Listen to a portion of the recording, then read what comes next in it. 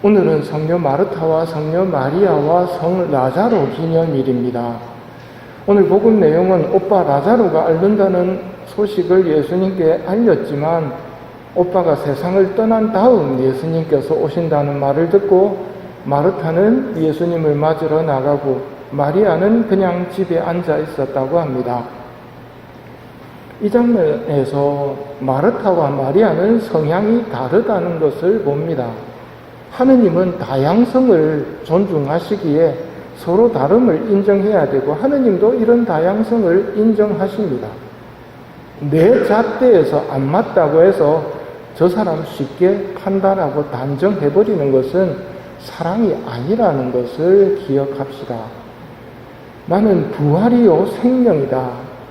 마르타는 믿음을 고백합니다. 믿습니다 하고 고백을 하지요. 예수님께서 라자로를 살리십니다. 다시 라자로를 되살리심은 믿음이 약한 우리를 위한 표징입니다. 죽으면 끝이 아니고 영원한 생명이 분명히 있다는 것을 보여주시려는 것입니다. 라자로의 소생이 작은 표징이고 큰 표징은 예수님의 부활입니다. 그래서 우리는 예수님의 부활을 잘 묵상해야 합니다. 여기에서 하느님의 사랑을 쉽게 발견할 수 있기 때문입니다.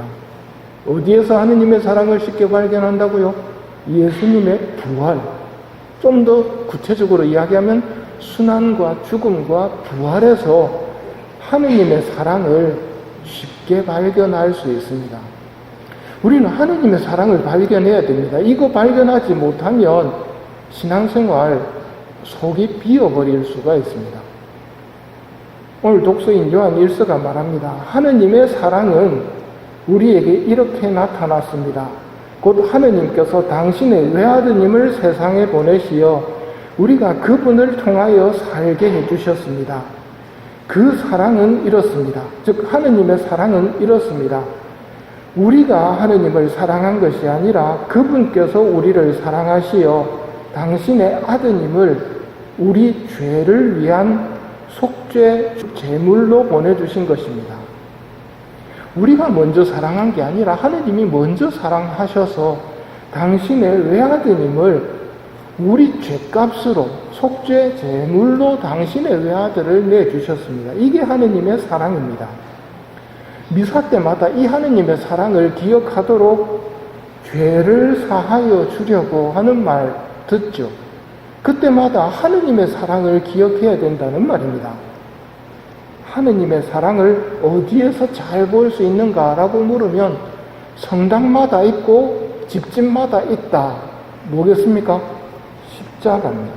십자고상을 바라보는 이유가 저기에 하느님의 사랑이 가장 쉽게 발견될 수 있기 때문입니다.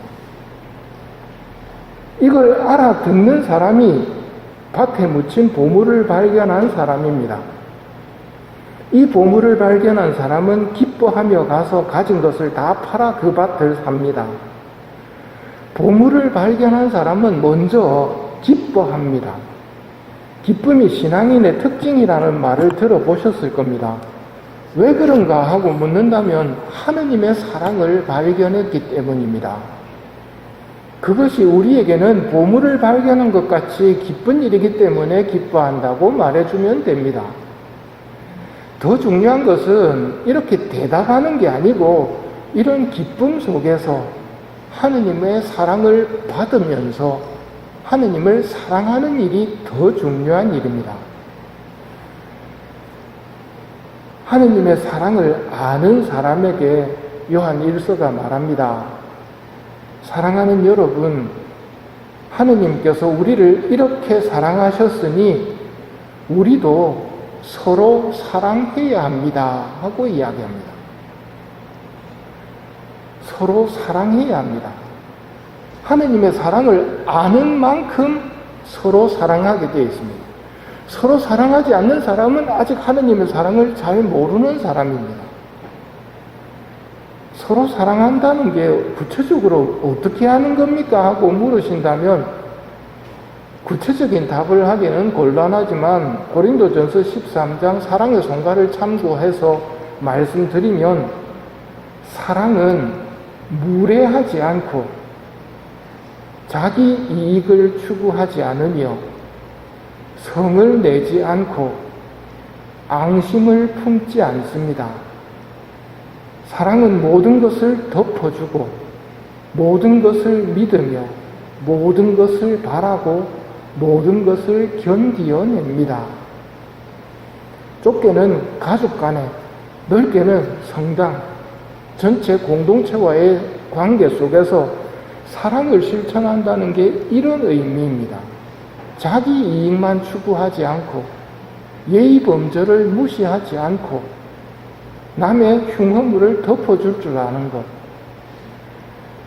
엊그제 메주부리에서 성모님이 말씀하신 것을 보면 기도하지 않는 사람들을 위해서 너희가 기도가 되어라고 말씀하시거든요. 이 또한 이웃사랑입니다.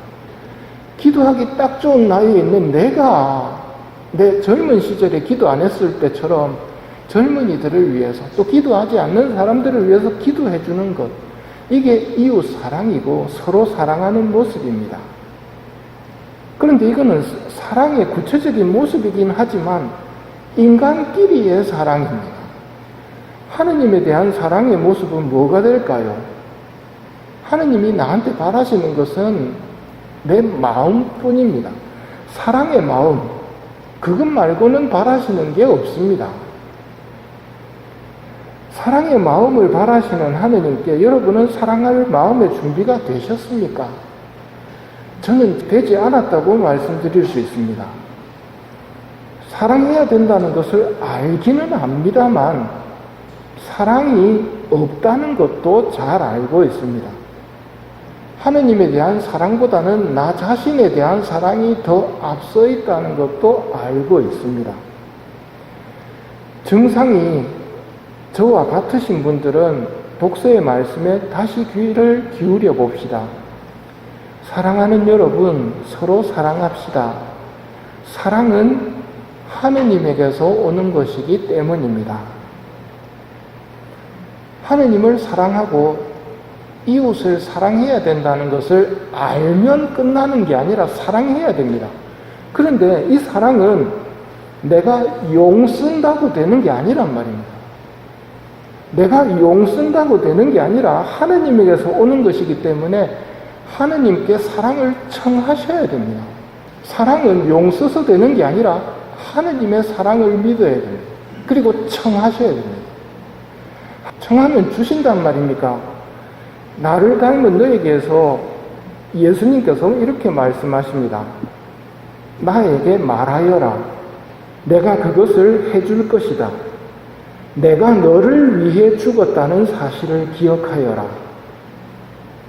이 말씀을 잘 기억하십시오. 내가 너를 위해 죽었다는 사실을 기억하여라.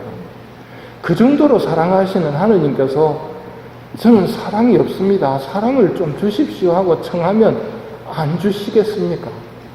십자가를 바라보며 기억하십시오. 저기에 하느님의 사랑을 발견하기 좋은 장소가 십자가입니다. 내가 너를 위해 죽었다는 사실을 기억하여라.